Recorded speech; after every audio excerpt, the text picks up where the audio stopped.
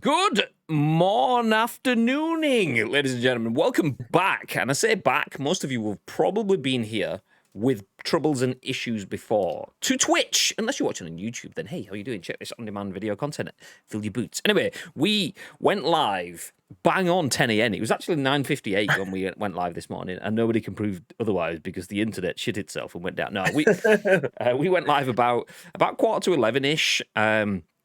And literally, as our countdown was running, so if anyone watches on YouTube, you won't see the fact that we have like about 7 minutes of video to allow people time to get into the stream. So before we start, kind of thing.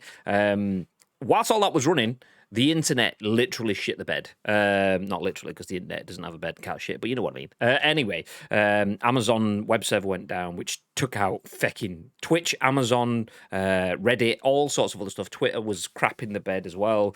So yeah, we decided to kill the stream. But now we are back. Welcoming everyone. If you don't know who we are, my name is Grim Day. I'm joined by the men that we call Bibby. We are... Do you know what? I need to do this. I need to press this. I need to press this. Ice cream or blows. I had to press that in voice mod because voice mod reached out to us yesterday and offered us partnership because I may use it a little bit too much, but it's a good thing. Nice.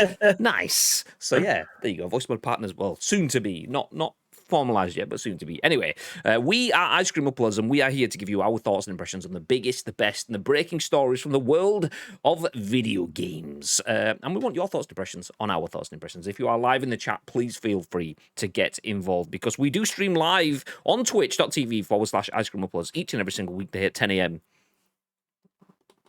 Ish. 10 a.m. ish. To be fair, we have had the internet die today, and we are still going live at the same time that we did last week. What? So oh, good. Anyway, we go live at 10 a.m.-ish each and every single weekday on twitch.tv/Ice Cream Uploads. And if you're in the chat, please do get involved because the live stream gets turned into a podcast, a video that goes on YouTube, and an audio podcast that goes on iTunes and Spotify and SoundCloud and Google Play. So we have lots of places where people can watch and listen on demand, but they don't get to get involved with the chat right here like you guys can do right now on behalf of those. Before we do jump into any news stories today, though, let me just remind you that we did the loot drop yesterday. The loot drop is a sub-only giveaway. So subscribers to the channel, because you guys support us, we like to give a little bit of something back. And this month's loot drop was a copy of either Ratchet & Clank Rift Apart, Super Mario Golf, or Mass Effect Legendary Edition. You get to choose which one you want, and we will sort you out with a copy of that. And Step Bro in the chat won that yesterday. We drew it live in the stream. We posted it into the Discord, and Step Bro still hasn't responded. I believe, after a bit of digging, that is Aratrax, who is a 4-month sub, so it's nice to have someone that's been around the channel for a while winning the loot drop, and not Spike again. I'm joking. GG Spike. So if anyone speaks to Aratrax, let him know that he's won his prize and we can sort it out for him. But we will have another prize next month. We appreciate all you guys that do drop in with subs and stuff like that. It means a lot. It means a lot. Even if it's just lurking in a Twitch chat or jumping in when we go live for the second time of the day, because the internet, and not my internet, but the internet shits itself. Nice. Speaking of subs, let me hit replay on this because it happened in the intro. And I feel like every sub deserves some time on air. So... stay frosty, yeah. Shout out to the Vern with a 2-month in a row sub. That's 6 months, a half a year in total. Thank you very much, Vern. You beautiful, beautiful man. I appreciate you very much. Yeah. How are you doing? Are you back in local land now? Were you getting back Monday, Tuesday-ish? I did see a video of you a little bit tipsied or whatever. I don't know if it was a flea or something. I can't remember what it was, but you was sat there in the sun, sunglasses on, can of Foster's in your hand, a little bit worse for wear, and well earned as well, my friend. So yeah, hope you had a good weekend. Hey, let's jump back through the chat though. Lake was here nice and early once again. Ads is here. Enzo's lurking. Hey, how you doing, Enzo? Tito says testing. 1, 2, 3. Is this thing on? Testing. 1, 2. Is this on? Tito says the scoop. Second helpings. Tito says ish. Mr. T, good morning. Enix, how the devil are you, sir? Tito says apparently a CDN services supplier called Fastly took a dump and any websites they served died. Well, there you go. I understand what that means. I don't understand what that means. Bibby, does West know that you've stolen his shirt? Says Tito, who said the same thing in the opposite way in West chat this morning. Yeah, I think West has taken huge inspiration. I mean, rightly so. From my wardrobe. So, I mean, if we could make I mean, Saturday's like 24 degrees. Can we make it an annual shit shirt shit? My God, this is Xbox Boss all over again. Shit shirt Saturday. Globally, Saturday. There we go. That's Perfect. it. Just call it #Saturday. We can have Saturday. 24 degrees. I mean, when would you not want to wear your shit shirt when it's at 24 degrees? It's got to be done. Preferably with sunglasses, maybe not a hat, but cream that forehead up, and you're good to go. I mean, I love the fact that your hat. Let me switch to the big bib cam. I love the fact that your hat is getting in the mood. I'm sat here with the ice cream uploads playing Blackout Cat. Bibby's gone. Yeah, do you know what? Flowery shirt, flowery hat. Fuck yeah! Gets it in for a penny, in for a pound. Yeah, no messing about. Yeah, I mean, it's a different contrast. Like, it would have been perfect if I actually wore like a lighter shirt rather than a darker t-shirt. But I mean, for a penny and all that. I mean, Nan bought me this last year. Don't know where she found it. Don't know where she got it from, but she bought it. But she bought it for me. Because she always looks after me, and she looks at my dress sense and goes, "Fucking hell, this will be horrific. Let's buy it." It works. It works. It's nice. It's nice. Do you know what I've just realised as well? Complete tangent. But those frames that you've got, those Resi posters and your football shirts and stuff behind you, doesn't look too far away from the frame that we have, the overlay frame. Like, when I switched to your frame, do you know, like, I used to have you sat on a shelf behind me. You could well have me in a picture frame on your wall behind you. I mean, why would I not have a poster of you on my wall? Exactly. A moving one as well. Interactive posters. Jumping back to the split screen. Let's keep going through the chat series here before we jump into the news. Yeah, does West know you're stolen his shirt? I think we need to have a flower off. That sounds like that's. Do you know what? Let's move ahead. Yeah, moving swiftly on. Ross the Boss, good morning, dude. I tried to tune in earlier, but it wasn't working. Yeah, some people could get in but couldn't chat. We couldn't even get into the stream. I could only get in because I'd had it open before it went down. Maybe tried to open up the dashboard kind of thing and it shit itself. So we just thought, do you know what? We're just going to stop it. So I think, don't know if you heard it or not. We kind of asked to see if anyone was there because the scoop isn't the same without you guys getting involved in it. So we decided to just postpone it for a couple of hours and come back to it then. Tito says, rigged. I don't even enter, but still. It's fine. You're entitled to your opinions. It's okay. Mr. T says, hey, I am Stepbro and definitely not Asim Tanvir. I can claims. I don't think you can. Tito says, seems legit. There you go. Pesky, good morning. Afternoon, even. Good afternoon. How are you doing? Baby the trend-setting diva. Shit shirt Saturday. Need to find a City shirt. Way. Love you, baby, says Mr. T. Sorry. What was that? I can't eat from second place. What, in the Champions League? We didn't even get that far. I know, yeah, but say you was in fucking Thursday nights. Yeah, we've got second place in that one though. Banter. Chelsea, oh hi. That's enough of that Rossi. Better than those shirts in the background. This is what I like to see. Chelsea, you're not a City fan, are you? Are you a City fan, Chelsea? Because the respect levels are teetering. Anyway, David says, I thought his hat was in the style of a Lil Cam when it was on the small screen. Well, it is. Totally tropical taste. That clip was jokes. I've screen recorded it just in case he deletes it. Go to clipper.xyz, put that in and save it. Save it straight to your PC. That's what I'm going to do. But it's West. He's never going to delete that. He's going to full on have that as like a command in his chat. The most interactive stream in the world. Absolutely. Anyway, speaking about embracing, Bib, would you like to embrace some new games? This is absolutely not a tangent into the show whatsoever. I will play along. Yes, I would. Nice. Well, it's tough because turns out you're not going to be able to embrace many games because lots of the games you would like to embrace aren't going to be at E3. If you don't know what we're talking about, this is the lead story. We may have tweeted it already. Maybe twice. I don't know. Did we hit retweets on them? Maybe we did. But we tweeted yes, we did. a little while ago that there are a number of major games that are not going to be at E3 from Warner Brothers and from Ubisoft. As well as that, Horizon Forbidden West Director claims that the PS4 version has not held the game back. This is a conversation that we had earlier in the week, so it's nice to get an official statement just backing up exactly what we've kind of said. And then finally, with finally being the operative word, Stadia finally adds Chromecast to Google TV support this month. We'll come on to that stuff following the initial stories, but this is where we are going to begin the conversations today. Hogwarts Legacy which I'm still hyped for, despite it being delayed again. Delayed, should I say. Gotham Knights and Suicide Squad won't be at E3. Warner Brothers has confirmed that only Back for Blood will be at E3 this year. This is written by Sean Murray at The Gamer. And it says, bad news for Warner Brothers fans. Hogwarts Legacy, Suicide Squad, Kill the Justice League, and Gotham Knights won't be at E3 this year. That's confirmed by both Summer Game Fest and a Warner Brothers spokesperson speaking to Tech Radar. All three games were revealed last year, give optimistic 2021 reveals, and were subsequently delayed to 2022. The delay likely means that there's not enough for Warner Brothers to show at this year's E3, and there's not really much point in creating a brand new trailer for any of them. So, sad news for perhaps the biggest games coming from Warner Brothers, but the good news is that Back 4 Blood is still in the E3 mix. Originally set to release in early 2021, the Left 4 Dead spiritual successor was pushed back 5 months to October 12th, 2021. Expect to see some more gameplay at the Warner Brothers E3 presentation and more details for the upcoming beta set to launch this summer.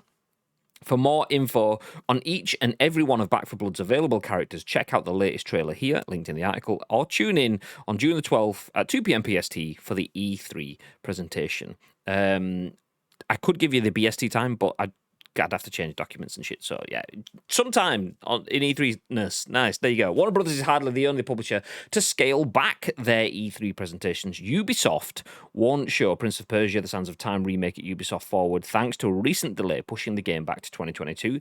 Deep Silver confirmed that Saints Row, Time Splitters, Dead Island, and Metro are all taking a pass on E3 2021, which makes you wonder just what Koch Media even has left to show. Another anticipated title going without an E3 reveal is Jurassic World Evolution 2. The official Twitter page put a stop to rumours that they'd have a big reveal, but that's definitely not happening. For what will actually happen, check out our E3 Mega Guide below. No, tell you what we're going to do. We're not going to check out that E3 Mega Guide. We are going to jump straight into a second article so we can wrap it all up together. So we heard quite a lot of what isn't coming from Warner Brothers, what isn't coming from Koch Media, and there was some touching on Ubisoft stuff there, so we'll jump in a little bit further on the Ubisoft angle with this article by Dom Peppiatt at VG247. It says Ubisoft won't be showing the Division Heartland or the Division 2 content at E3 2021, which is pretty, I'm going to say it straight off the bat without reading it. I haven't read this article yet. That's majorly disappointing for me. Not in terms of Ubisoft have let me down, but just that is probably the thing that I was hyped about most from Ubisoft at E3. Division Heartland looks like it could be good. Anyway, let's jump in and see what it says. Ubisoft Forward at E3 2021 is due to show off quite a lot of new content. Just don't expect to see anything from the Division series at the event. We've already heard that Ubisoft isn't intending to show Prince of Persia: The Sands of Time remake at E3 2021, and now we've learned that another series won't make the cut, The Division. In a note on Twitter, the French publisher confirmed that the Tom Clancy-based multiplayer shooter series will be skipping the expo this year, and that's a surprise because it was only recently that we heard about the Division Heartland, a standalone free-to-play game coming from Ubisoft in the not-too-distant future. Seems we'll be waiting quite a while to hear more about the mysterious game then. There is an embedded tweet. This may double up in the content, so let me just read it and then we'll carry on. From @TheDivisionGame on Twitter, agents, we wanted to share with you some information regarding the upcoming #UbiForward. Stay tuned for updates on the Tom Clancy's The Division, and don't forget to sign up for Heartland's early test phases. So the tweet says, a message from the Division teams. Agents, we won't be at Ubisoft Forward this year, but we invite all of you to tune in alongside us to hear the exciting announcements across other Ubisoft titles. The Division teams are still hard at work. New content for the Division 2 is on track for the end of the year, while Heartland will have additional tests available for players interested in signing up. We look forward to sharing more when we can. Thank you, Tom Clancy's The Division teams. Ubisoft does say that additional tests will be held for anyone eager to take a look at the Division spin-off in the not-too-distant future, but beyond the details about Beyond that, should I say, details about the game are scarce. We did see some early gameplay leak back in May, though.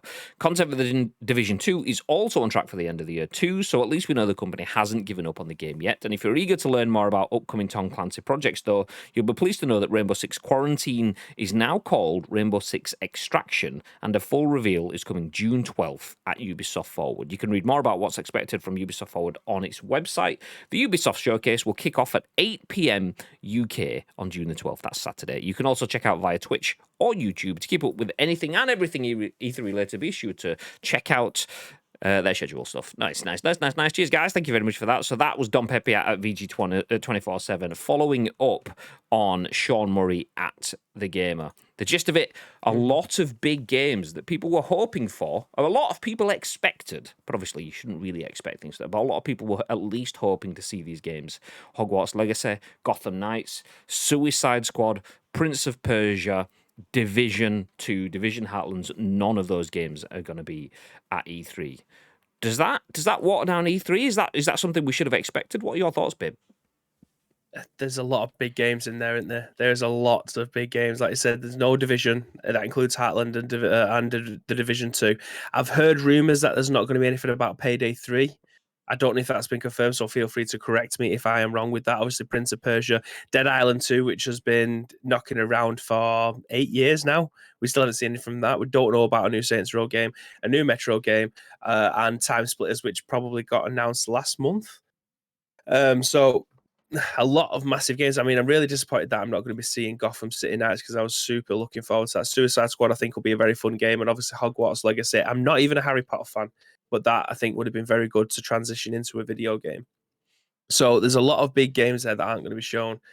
Question is, Graham, we've seen that there's like Back for Blood. We've seen that there's going to be another host of games, but what does that leave us with? And I know that's a very vague question, very open-ended question. There's some very obvious answers in there, but these are massive, massive games or massive IPs. What left that could potentially do the business that people, what's going to be the kind of game that's going to get the show and people interested or hyped? Because like the Ubisoft one, unless you're a massive Tom Clancy fan or like you say the Rabbids or Far Cry, what have you got left to be able to watch from that? But the Koch one, what are you going to watch there? Like there's a lot of games that are missing that you'd expect to be there. What are your thoughts? My thoughts are that my camera has given up life, so give me 1 second while I just deactivate and reactivate it. Nice, there we go. I'm moving again. Nice. My other thoughts are that if anyone could just hit retweet on that, because it's been a confusing all morning. People might not realise that we're live again. So if you can just hit retweet on that, that would be very, very much appreciated. Graham, has either crashed or is really still? No, we're fixed now. Oh, my mic is loose. I don't know. I don't know what to make from this. Is this? It could be either two ends of the spectrum. Or it could be a million different ends on a multi-angled spectrum, I suppose. But it could either be Warner Brothers have realised, okay, we don't have too much. We're probably still quite a way off with Hogwarts Legacy and the Batman games coming. So if we start showing stuff now, we're just going to start whetting appetites, but people are then not going to be able to sit down to eat for a while. The buffet is not ready, so let's just hold the buffet back. Let's not talk about the buffet. Let's talk about other things instead. So this could be a case of that. It could be a case of, I mean, did anyone expect Warner Brothers to go as big last time out? Did anyone expect to see Hogwarts Legacy, Gotham Knights, and Suicide Squad all at the same sort of time? What the fuck? nice band. Nice. Did anyone expect to see all of that stuff at the same time? I didn't. No, I didn't. So could Warner Brothers be doing the same thing? Warner Brothers games was on the verge of being sold, but then all of this like insta turnaround started to look like they were serious in games again. So it's either a case of one end of the spectrum, yeah, we're not ready, we're just going to slow down and we'll talk about what we're going to talk about. That could mean it's a nice informational but not necessarily big, like hit it out of the stands, hit it out of the park sort of experience in their broadcast. Or we didn't expect them to do what they did last year.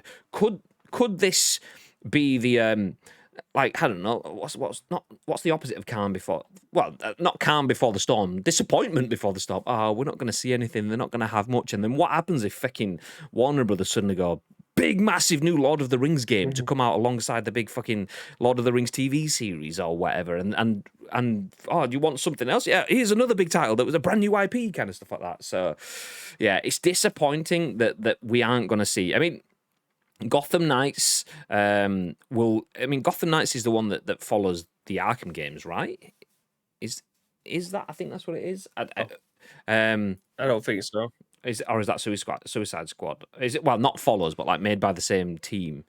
Is it Rocksteady that's looking after them? I can't remember. But one like so. I mean, I never played the Arkham games, so I am quite open to the idea of this. But I'm not a super fan. I'm more Marvel than I am DC. So the Gotham and the Suicide Squad stuff looked really cool, but also I wasn't super hyped for it going into it. Whereas I'm more aligned to Harry Potter and that sort of stuff. So seeing Hogwarts Legacy finally after like what must have been 2.5, 3 years since the first leaks kind of thing. That got me hyped. So I am disappointed that it's not there. I am happy to wait because we're on the back of a pandemic year. It is a little bit disappointing though that the only thing confirmed is Back for Blood, because that's not a bad game. But when you're missing out on Harry Potter franchises and massive DC franchises, and you've left with Back for Blood to carry it, it almost feels like that's unfair on Back for Blood. Okay, you take all of the strain, and it's like we're not equipped for this. Oh fuck! So it's a little bit disappointing, but just one of those things. Doesn't mean it's not happening. Just means that we've got to wait a little bit longer. Same with the Ubisoft conference. What do we see, Bib, in a Ubisoft conference? What do we see without any Division? Without any Heartlands. It's a lot of Tom Clancy stuff. There'll probably be a new pass for, I don't know, Breakpoint. There's going to be the new Rainbow Six Extraction game that's going to probably get shown. A Just Dance game probably going to get shown or announced. And it's probably going to come out on the Switch because it's not coming out on the Wii anymore. I mean, they pumped them out for about 15 years. It's going to be stuff like that. The Ubisoft one is. 12 hours of rabbits. 12 hours of rabbits. But on the other side of this, I'm happy at the fact that a lot of these companies are setting expectations before the show even arrives, because you can get people in the chat. I usually turn Twitch comments off when I'm watching a presentation like this because it's just full of fucking assholes and dimwits. Absolute whoppers. So you just close that shit, close the chat down, just don't pay any attention to it, just watch the show. But I like the fact that they're setting expectations now. People go in there, they can't go, bloody hell, this was fucking shit. They didn't show blah, blah, blah. They didn't show blah, blah, blah. They only shown 20 seconds of blah, blah, blah. They've had 6 months they've had 6 years to be able to work on this, blah, blah, blah. Like, they're setting their stall out now. They're telling you exactly what you're not going to see, but they're not going to tell you what you are going to see. That's kind of open-ended. You can kind of, I never would have thought a Gotham Knights would have been coming out. And there's been rumors for years about this Hogwarts game. Again, I'm not a Harry Potter fan, but the trailer we've seen a leak maybe 2 years ago of that, and then we've seen something announced officially last year. Like, there's a lot to look forward to in the future, but my expectations are already set as to what I'm going to expect, which is fantastic because there's nothing. You don't want to feel upset or a little bit bummed out that you didn't see anything. You shouldn't really get that pissed off about them not showing anything anyway, because at the end of the day, it's something that you don't even own, but you just expect to be able to see it because you're a video gamer and you think that the world owes you something. I am a video gamer and the world does owe me something. I mean, I'm not content with just being disappointed that the thing that I'm really excited for, I just have to wait a bit longer. That's not good enough. No, what I should be is pissed and really, really verbally angry at people that make the games, because the thing that they're making on their time, according to their plans and schedules, isn't ready when I want it. So no, actually, no, I'm not having this. Get out, no.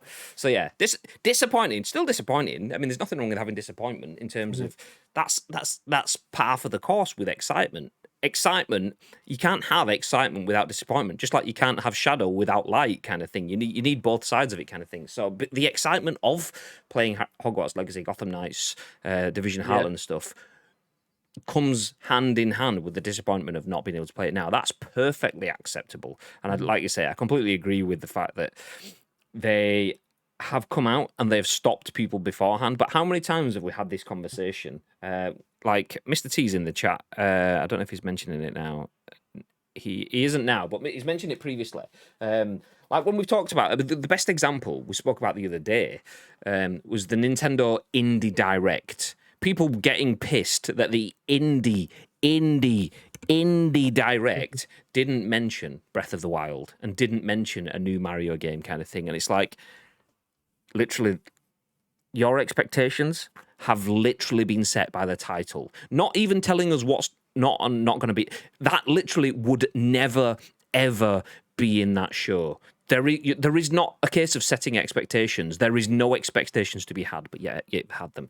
So I do like the fact that they have come out and said this beforehand. A little bit disappointing, but my only real negative that comes away from this is what would that show look like? Because, I mean, Ubisoft, for me personally, and this is a very personal thing, it's all subjective. Ubisoft, for me, has a lot of titles that do not resonate with me. And that's not a bad thing. That's because they have quite a broad spectrum, which is an incredibly good thing. They have, like you mentioned, I mean, I keep mocking Rabbids. There's nothing wrong with the Rabbids games. It's just not a game for me. Just Dance, not a game for me. The Division and that sort of stuff, okay, that's more getting into my realm kind of thing. But the fact that they have so much across console, PC, and mobile means that their show can be a little bit... for a lot of people, but that's just par for the course. When you spread so widely, there's a lot of things that not everything will speak to everyone at every moment in time. So my only worry is that those titles are kind of the titles that do speak to me. So I hope it's not going to be a case of when watching the Ubisoft content that there's going to be more of a bias towards the stuff I'm not going to like. Because, I mean, for me, that's, okay, well, I'm not going to play that. Okay, that's a nice title. I'm not going to play that. But for a lot of the internet, it's well, this was shit. That conference was shit because it didn't speak directly to me. Yeah, exactly. But I mean, you're probably going to see something Assassin's Creed related. I mean, Valhalla has done extremely well, and I think we recently had a DLC for it. There could be a season pass or another DLC coming out later towards the end of the year. That's something else that they may want to talk about. Obviously, there's going to be a lot of Far Cry 6 stuff as well. So, I mean, I've just seen in the chat there, Jordan saying about no Splinter Cell. Ads was mentioning about the Avengers and Outriders expansion. I completely forgot about Outriders. Genuinely forgot Avengers that game existed. Square, innit? Yeah, I thought it was as well. Silly ads. Silly. But yeah, Outriders, I completely forgot that existed. It was meant to be the next biggest thing, and I've never seen anything from it since. Yeah, I mean, what... Oh no, actually, I was going to say what was the other game, but I'm mixing that with Outriders. I was going to say what was the other game that they invited? It was like the last game to have like a creator. Well, Outriders are Square as well. Oh, was it? Okay, there you go. Outriders and Avengers. Yeah, Tita said the same thing. Yeah, Outriders was I think one of the last games that I saw anyway that invited content creators to Sweden. I think it was to play the game before lockdown kind of thing. So I don't think that helped them, but I also think they've kind of swing and a miss with some of their content / game decisions. So yeah, I mean, updates, there ain't no saving that unless there's big changes. Let me jump back through the chat though, because it's scrolling and I can't keep up. Where do we get to? A few things here, says Mr. T. Industry-wide impact, the Cyberpunk / Halo Infinite effect, and COVID impact. Yeah, exactly. David says his camera didn't crash. He was trying his Drax being invisible impression. Do you know, I was going to do it, but I can't remember the exact words it said, so I'll leave it. Gotham Knights isn't related to Arkham games. Suicide Squad is linked. That's the one. I mean, like, I've not played them, so I remember that one of them was same dev, but I can't quite remember. It's been 12 months since we covered that, but yeah, I mean, even still, for someone like me that isn't really invested in that universe, but is invested in playing those games, that's kind of a big loss for me, potentially. I mean, what else does Warner have? I mean, what is that conference going to be without those titles? Is it just going to be updates to games that already exist kind of thing? So it's more a case of it's a bit flattening, but for the right reasons. Because if you don't flatten the expectations now, it happens in the show and it's more severe. So it's kind of like a damned if you do, damned if you don't sort of thing. They've had a difficult 12 months. The games that they wanted have already been delayed, so they can't put them out now. So what's the point in talking about them now? But like you say, the Cyberpunk / Halo Infinite effect, talking about them when it's too soon. Yeah, okay. No point. Tito says, makes sense. I say, I know it's a fine line. As a business, you can't keep throwing time at development as it's losing their money, but CDPR showed equally you can't overlook quality issues. Definite balancing act. As a consumer, I'm happy to wait, but I know that's not realistic. Asim says, yeah, showing games... Cool. Yeah, exactly. Showing games too early, Halo Infinite, and releasing games too early, Cyberpunk, has changed the industry for the better. I mean, it will, and hopefully it's not short memories kind of thing. Hopefully the industry remembers that and keeps it in the mind and not moves on. the Cyberpunk one is the most significant one for me. Having it pulled from a store, that is a big move, and that's almost a move that's big enough to make people wince, and think, okay, yeah, we can't do that shit. We've got to fix this shit, and it's equally disappointing and wonderful that we live in a world where almost every video game is delayed now. Disappointing in the fact that, okay, just plan better, but liberating in the fact that, okay, I know that it's been delayed, which is not something the company will do for the sake of it. Fuck it, let's delay it and release it later, because they don't get more money. That extends their development cycle. That costs them money. They sell the game, and let's just say in theory, you sell 1 million copies. Doesn't matter if you release it now or release it in 5 months' time. You're going to sell your 1 million copies. I mean, no, that's not quite right. It can fluctuate depending on when, whatever. But let's say that okay, you release it in 5 months' time, you're still only selling your 1 million copies, but you have 5 months extra of development to pay for. So companies don't delay it just for the sake of it. But I like the fact that we live in a world where developers are finding it's okay to go, okay, we don't need to kill our staff. We don't need to release a shit game. We can hold it back a little bit longer. Which yeah, that's good. That's good for long term. Switch Pro, Breath of the Wild 2, March 22nd release date, said it all along. Pikmin 4 and a new Mario Kart. Well, we'll see. Nintendo's on the Tuesday or the Wednesday? Wednesday? Someday? Just trying to check now. I'm scrambling, Graham. Sorry, I'll keep talking. That said, I think some developers hurt themselves with Tuesday, hype generation. 5 p.m. There you go. Tina saying, that said, I think some developers hurt themselves with hype generation, but a no-show such as E3 are a necessary evil to create hype for pre-orders. I mean, that's the thing, though. I mean, there's nothing wrong with creating hype. I do believe this last 24 months has been difficult, though, because you still have to create hype. People still exist in the same way. If you don't create the right hype in the right way, people don't get hyped. People lose interest, and your products can just drop off and disappear. Case in point, yesterday we were talking about Oddworld, Soulstorm, or whatever it's called, and we didn't realize that game was the one that we were kind of, oh, that looks pretty cool, and then nothing, because the hype just kind of didn't happen. Oh shit, it already came out in April. Didn't realize that was the game that we were talking about. Fuck. So you still need to hit that hype and hit that messaging and so on.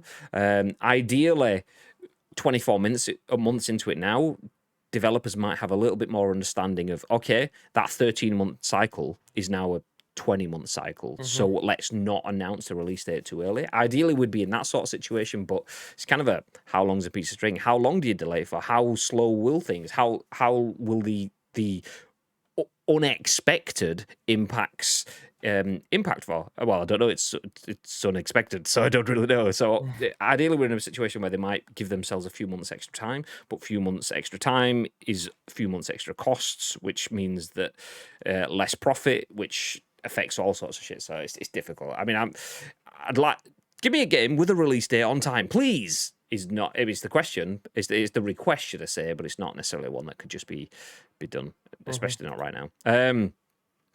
Okay, keep it going. I've heard Graham is a huge Just Dance fan and he plays it loads off stream. # guilty pleasure. No comment.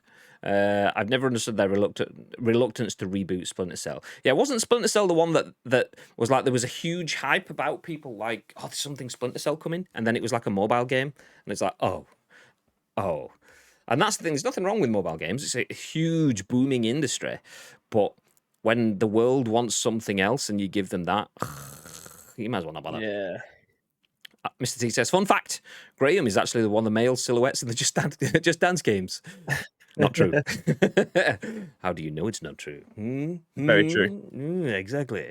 Ad says, Ubi will show nothing. I mean, they do have, obviously, Ghost Recon, Rainbow Six kind of stuff. I mean, what was the last Ghost Recon? Was it Wildlands? The one that No, it was Breakpoint. Breakpoint. Oh yeah, so yeah, Breakpoint, Rainbow Six kind of stuff like that. So they still have massive titles, Rainbow Six particularly, and they have hardcore fandoms for those. And then there's all the other titles. So they have stuff there, just not stuff that kind of resonates with me. It's just a bit disappointing for me personally that Division is probably the one brand that they have the potential to hook me in, and that's the one that we're not going to see anything. That said, Ubisoft, I mean, they have Watch Dogs. Could there be more content coming to Watch Dogs? They went big with that, getting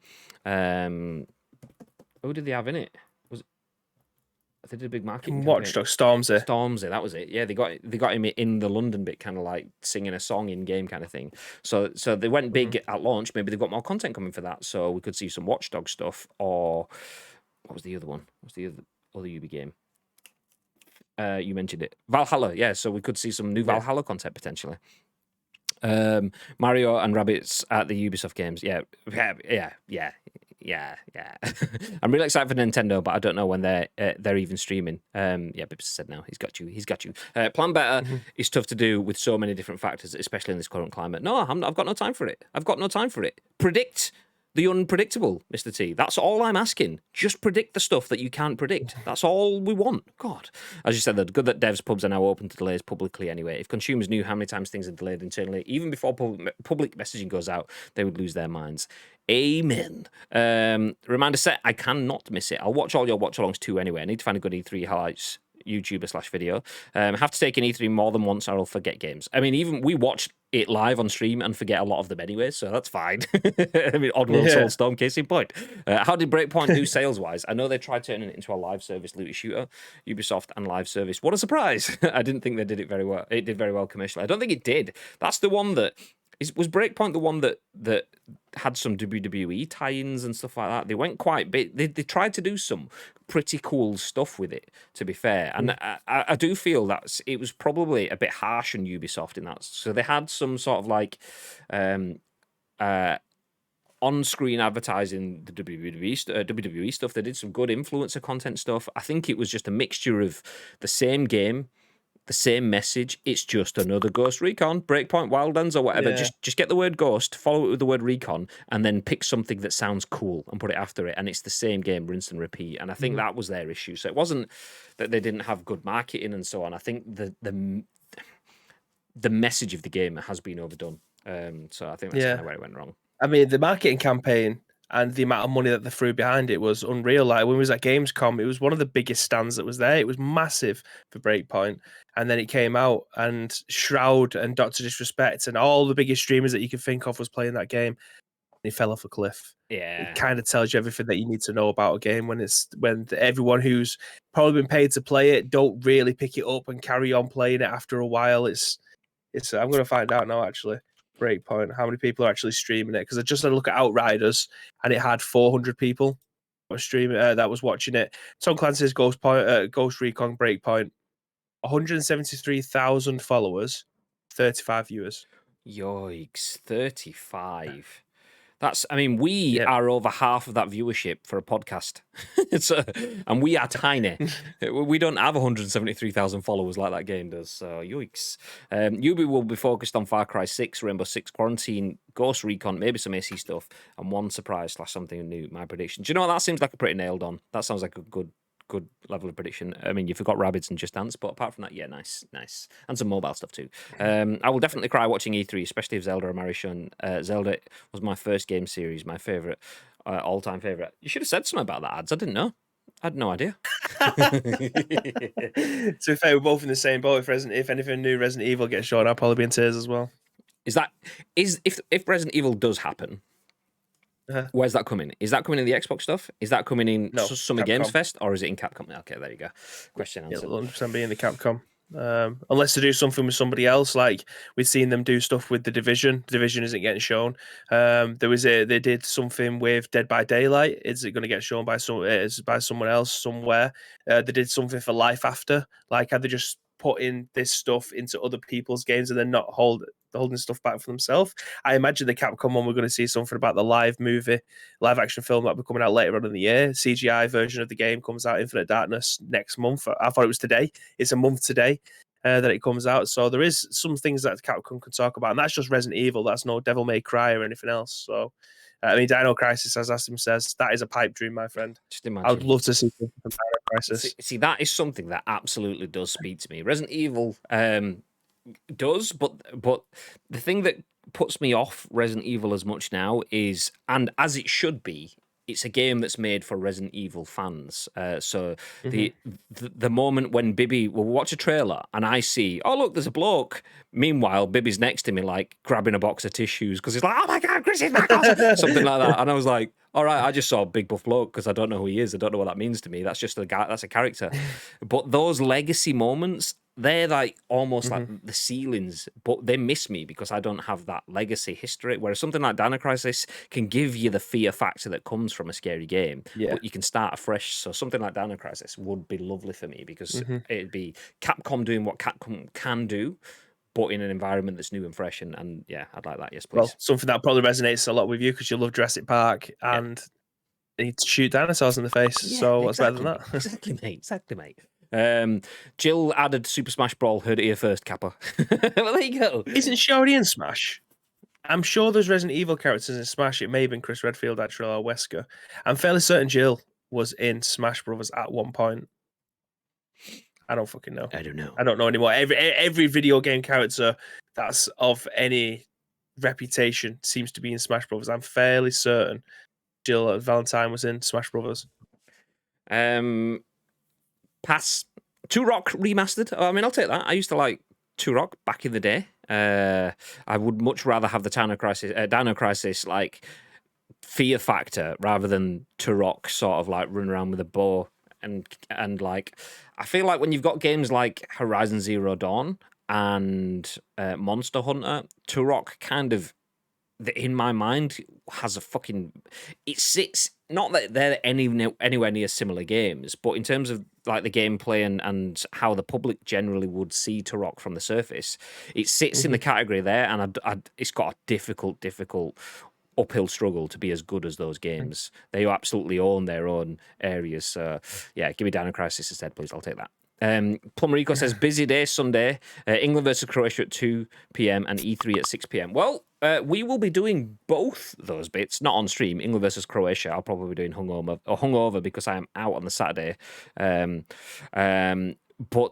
E3, we will definitely be doing 6 p.m. Do you know, I don't want to mention people by name just yet. Because we're still in discussions with how we're going to do our E3 content. But we will definitely be doing E3 Sunday night, 6 p.m. Xbox conference. E3 conferences do start before that. So the ones that we've kind of highlighted that we could potentially cover could start from Thursday this week with Summer Games Fest. Might not cover that depending on how we cover that. Then there's some more on Friday. Ubisoft is on Saturday. Xbox is on Sunday. Then there's like Square Enix PC Gaming Show and Warner Brothers on Sunday. Take-Two and Capcom on Monday. Nintendo Direct on Tuesday.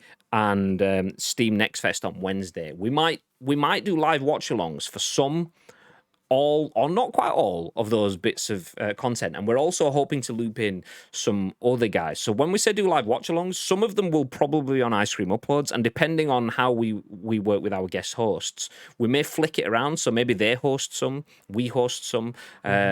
So yeah, that's kind of the plan. So we're still nailing down what that would be. Jordan's crying in the chat. What's Jordan crying for? But yeah. So all of those conferences, 1, 2, 3. I mean, there is even more than that as well. That's just the ones that we've skimmed it down. That might be stuff that we can cross over on. But yeah, we're looking at doing those broadcasts, looping in some of the content creators, and then maybe passing not the microphone, because we all have microphones, but the hosting around, so that we can watch some here, some on this channel, some on that channel, and so on. But yeah, hopefully, I mean, the conversations with that stuff is ongoing. Hopefully we lock that stuff down today so we can mention it all, put it on some graphics, and make it nice and simple and easy for you guys to understand as to whether do Nintendo or I'll riot. We will do Nintendo. We will do Nintendo. That's happening. Don't worry about it. We got you. We got you, homie. Next Tuesday, 5 p.m. We will do Nintendo. So it's happening. It's happening. We got you. Anyway, so yeah, just to recap, a lot of big games are missing. Did someone call the Xbox fanboy, Kappa? No, I don't think we did. You can leave now. Get out of here. Nah, yeah. But yes, the Sunday one. I mean, I didn't want to mention anyone by name, but I will mention him seeing as he's in the chat. Jordan, we still have you down as being on the Xbox One on Sunday, even though we haven't spoken to you about it since. We still have you down for that, by the way. So let me know if you aren't available to do the watch along. I mean, you did ask us weeks before we even started doing it, so let me know.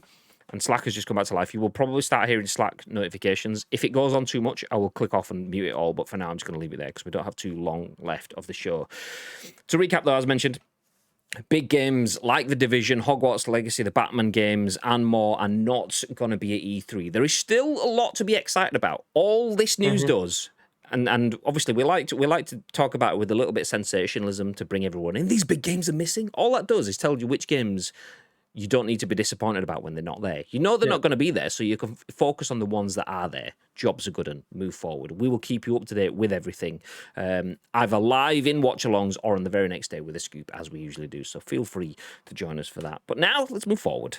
Our next bit of news is that Horizon Forbidden West director claims the PS4 version has not held the game back. This is written by Tom Ivan at VGC. The tagline says, "I don't think the cross-generation development was limiting in any way." I love this. That snippet is enough for me because I've seen, we were talking about on the show the other day, and I love the fact that we're all in this community that we've got, we're pretty level-headed. And we all understand that, yeah, all right, and it's daft to make a game for the PS5, spend a bajillion pounds on it, lose a shitload of money because there's no players on PS5, everyone's on the PS4, and then never make it again. Instead, make a game that comes out on the PS4 as well, cash in, which allows you to fund your next project. Ta-da!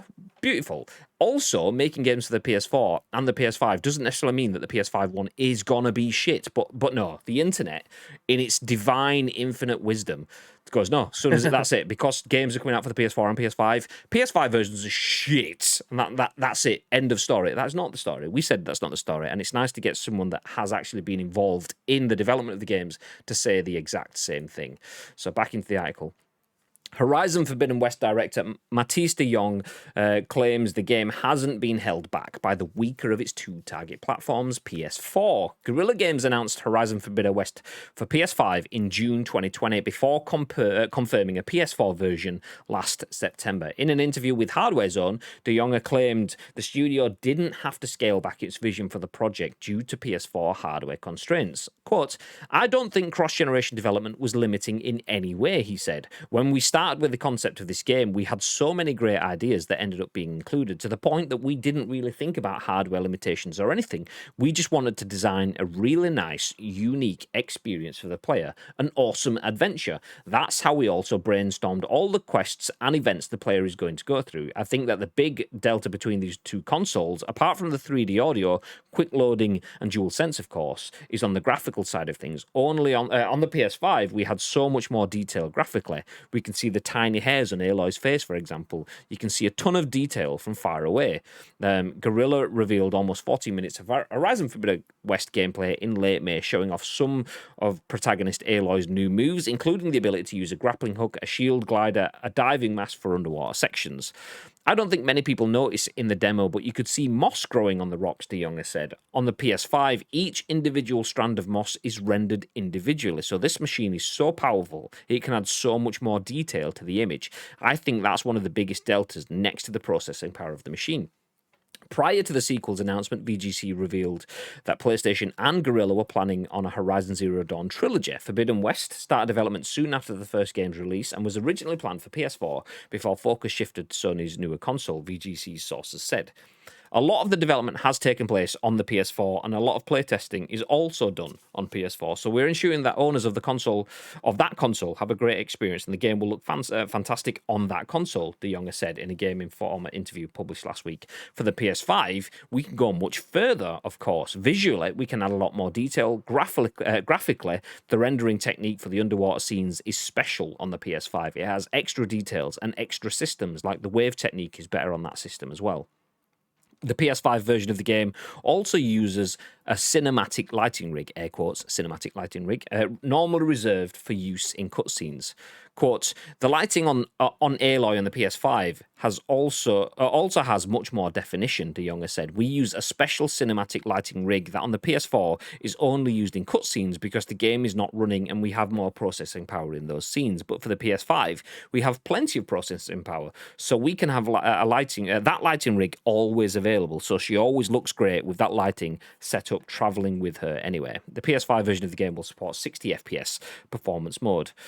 Quote, "For the the PS5 version, we are supporting 2 modes, De Jonge told Hardware Zone. One is performance mode, and another is something like a quality mode. The quality mode is 4K 30 FPS, but the performance mode is indeed 60 FPS. So yes, we do have a 60 FPS version for the PS5. Okay, let's stop there. You get the idea. The rest of it, as it goes elsewhere, is kind of unneeded. But I think that says everything I need to know there.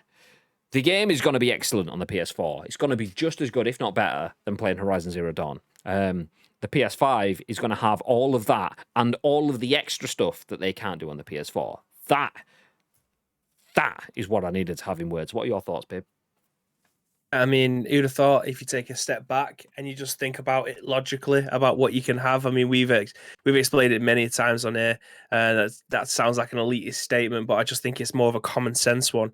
Like, just because a game is coming out for a previous console doesn't necessarily mean that you're getting the same game but playable on a different console. Like, these games are going to be with next gen in mind, so they're making them for both. So we talked about it earlier on in it might have been at the end of last week actually.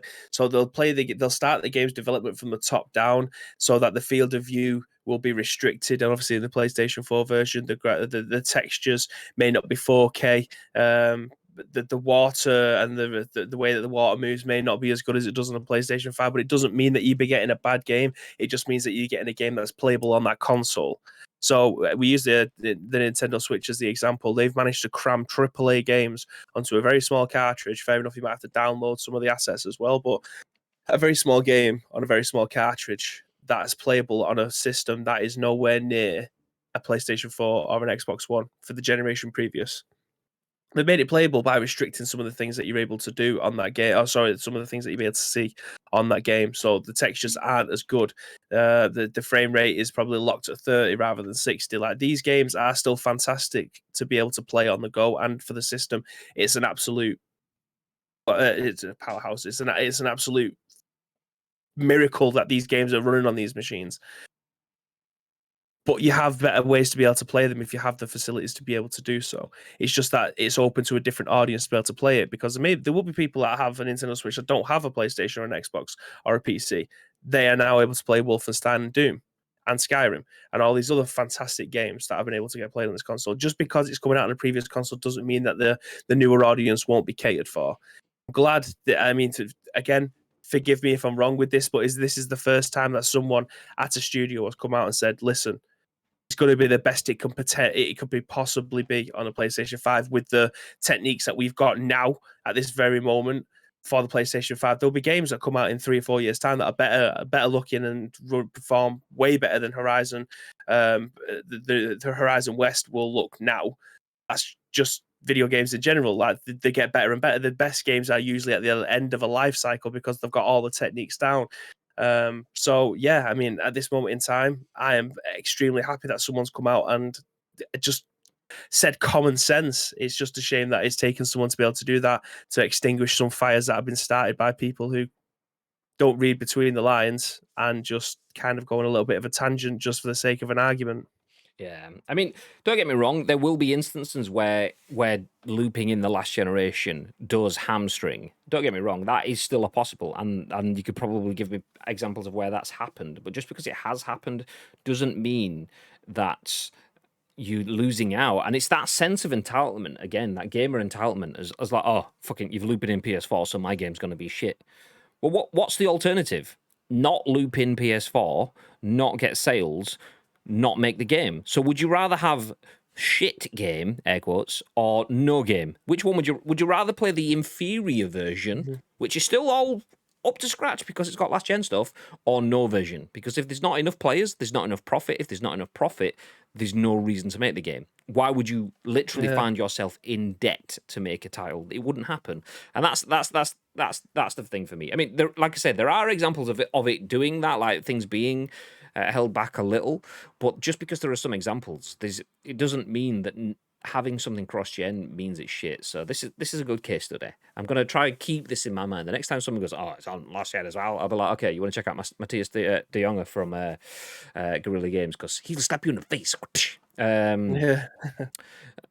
This discourse always makes me chuckle, says Mr. T. It would be like saying people with older, less powerful PCs hold back the best games for those that have the newest, more powerful PCs. I think that's probably the perfect example. PCs, because consoles haven't really had that before. PCs have always had that level of depth, whereas consoles, we've never really had to worry about it or think about it in that sort of stuff. There was a difference when you jumped from an 8-bit to a 16-bit to a 32-bit console.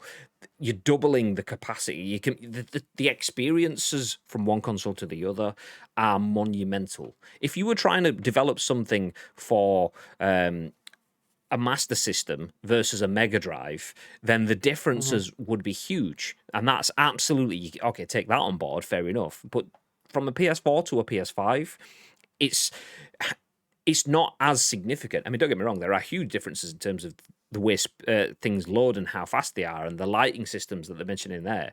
But it's not a case of like you doubling the bit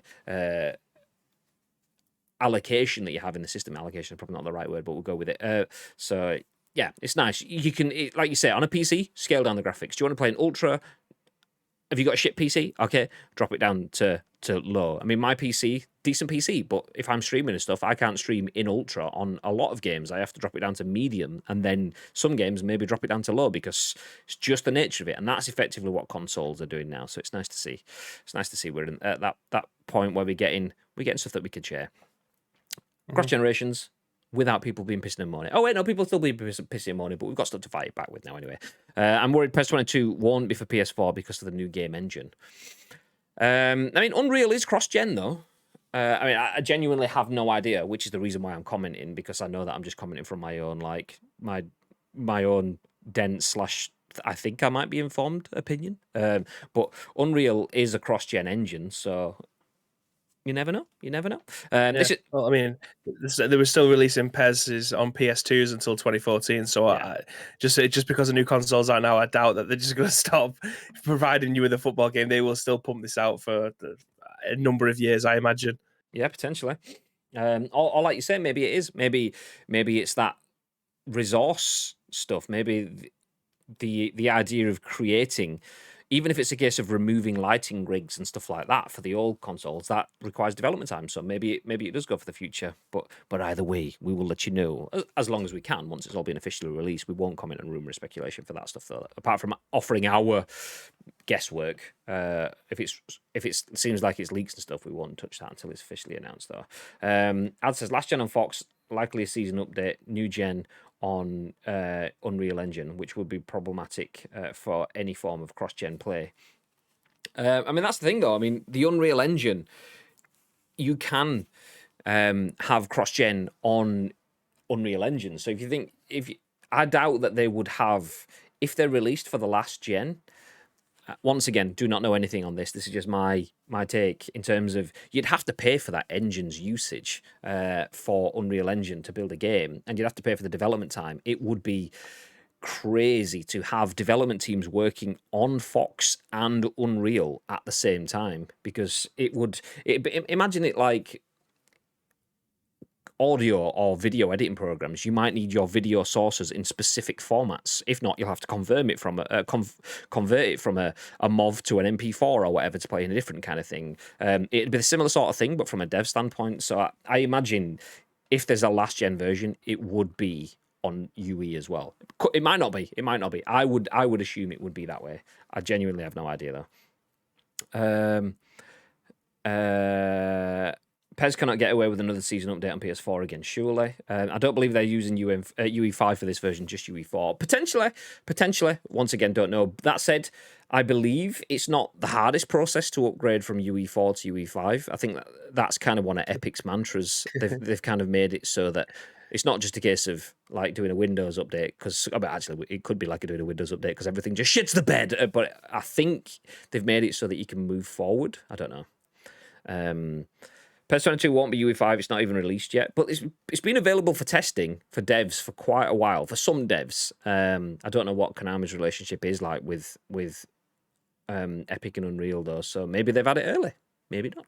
Also, PES 22 dev started way before UE5 was out. Once again, though, I mean, UE5 was announced not too long after the the Messi's like early reveal, it was kind of same sort of window. So maybe Konami were already saying, okay, we're already in touch with you. We're already using Unreal. How do we plan for using 5? And then it could be a case of Epic have give them access early on, or it could just be a case of Epic have gone, oh, don't worry about it. You just go upgrade, and then it changes, and then you can crack on and add all the new stuff. We don't know. It's not going to be that simple, but yeah. Nobody knows. It's just all guesswork. So we will see. Tell you what else we will see. Stadia finally adding Chromecast with Google TV support this month. Yeah, I know. Imagine Stadia finally adding updates 72 years after the initial release. Wow, that's incredible. Tom Phillips at Eurogamer has our final story of the day, which says Stadia finally adds Chromecast with Google TV support this month, plus over Android TV devices. So Google game streaming service Stadia will start that again. Google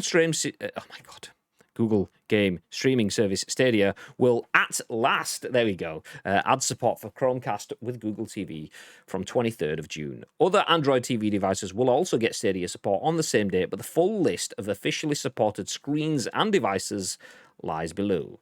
Even if your telly isn't on the list, you can air quotes, opt into experimental support to play Stadia, though not every Android TV OS device will work perfectly, Google warns. Stadia's app will, as you might expect, become available via the Play Store and will support Stadia controllers and other compatible Bluetooth pads.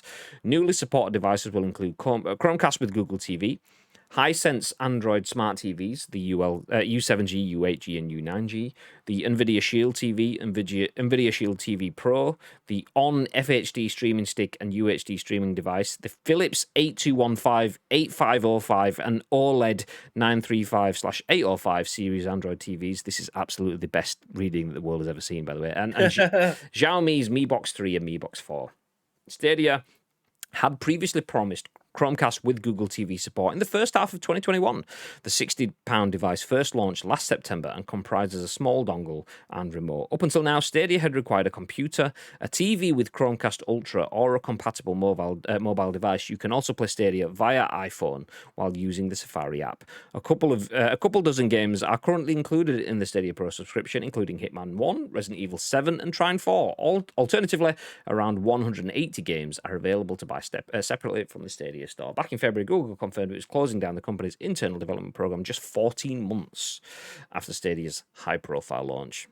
So 14 months after launch, and Stadia closes down its development studios, and what we are now, like 16, 17, 18 months after launch, Stadia finally adds Chromecast with Google TV support.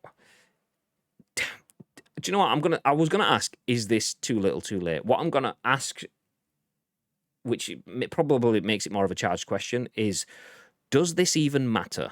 Bib, what are your thoughts? I was literally going to say the same thing to you. Like, obviously, there is a player base out there for Google Stadia. We don't know the numbers of how many people are subscribed to this, or how many people, probably the same amount of people that are playing Outriders. But we don't know how many people are actually actively subscribed to this. It could be way more than we ever anticipated, or way more than we ever imagined.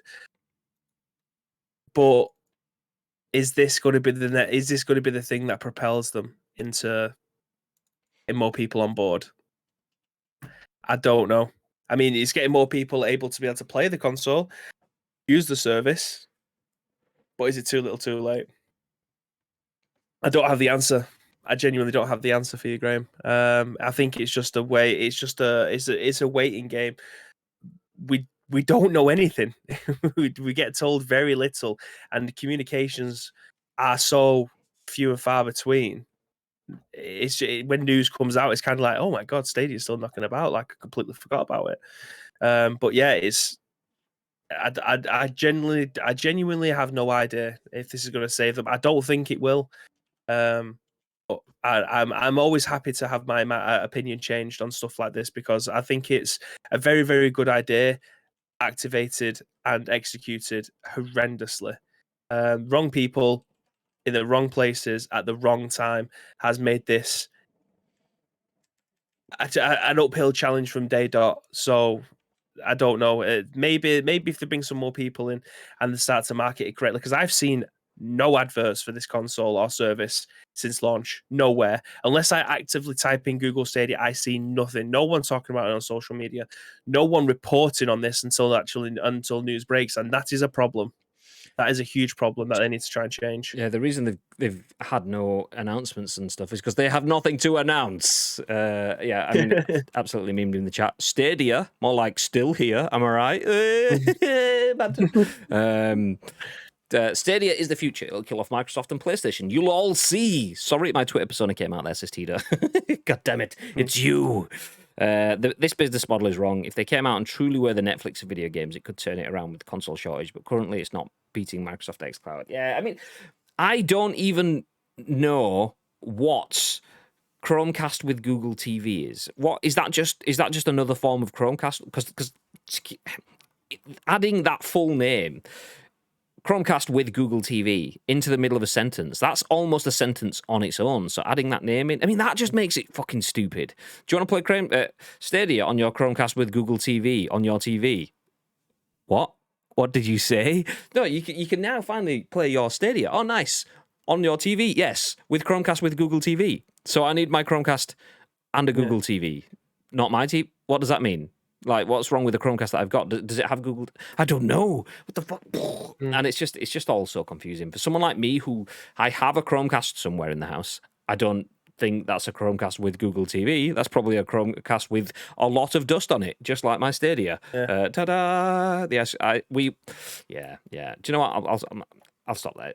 It's nice to see that they are still developing. GG's boys, I just do not have anything but feelings of disappointment of what could have been. So, yeah, let's keep it going. If something of note happens, nice. But the fact that this article came out yesterday, and if it wouldn't have been for us scraping for the scoop, we would not have known this. That's how weak this article was. Like Bibby says, no news. It's all silence.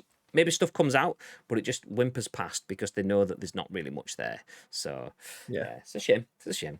It has a remote with its own interface. It's decent, to be fair. No interest in Stadia aspect, though. I've seen more post-launch marketing for the Engage than with Stadia. Yikes. Yoik. I mean, to be fair, Engage. Fantastic banter. Chromecast was just a dongle and always criticised for not having a fully thought-out interface. Yeah, I mean, that's probably why mine's got dust on it. It was this fucking dongle that needed a power supply that didn't really do anything. I mean, I was using an iPhone, so that probably, but yeah, nah. Anyway, thank you everyone for joining us for the second attempt at a scoop today.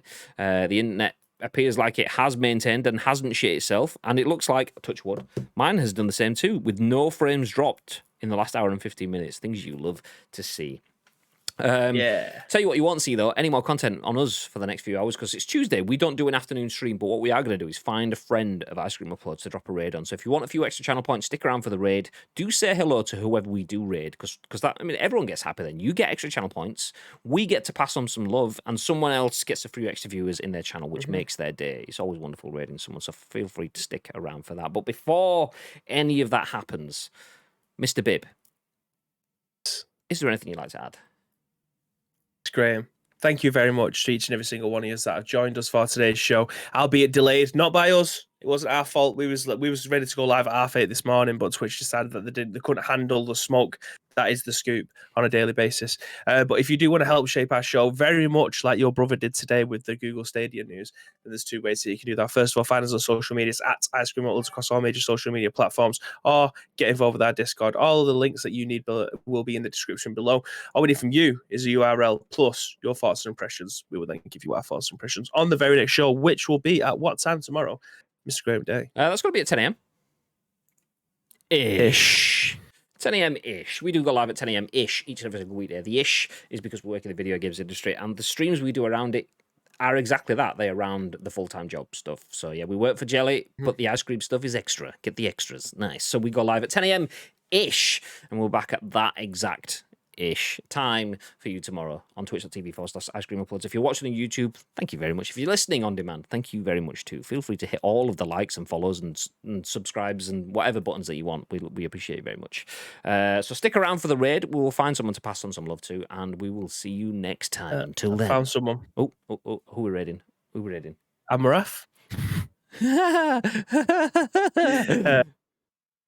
Our friend, he also has a shit shirt on today. You probably was in his chat beforehand. It's West. Let's talk about West, baby. Okay, I've got a challenge, actually. If anyone does go over in the raid to raid West, obviously you don't have to stick around, just say hello. But the first person there to type !ICU in his chat gets a crisp high five. Everyone go and type it. You all get a crisp high five. That's the plan. Okay, we're going to raid West, !ICU in his chat. Nice. Have a lovely day. And, baby, what they got to do?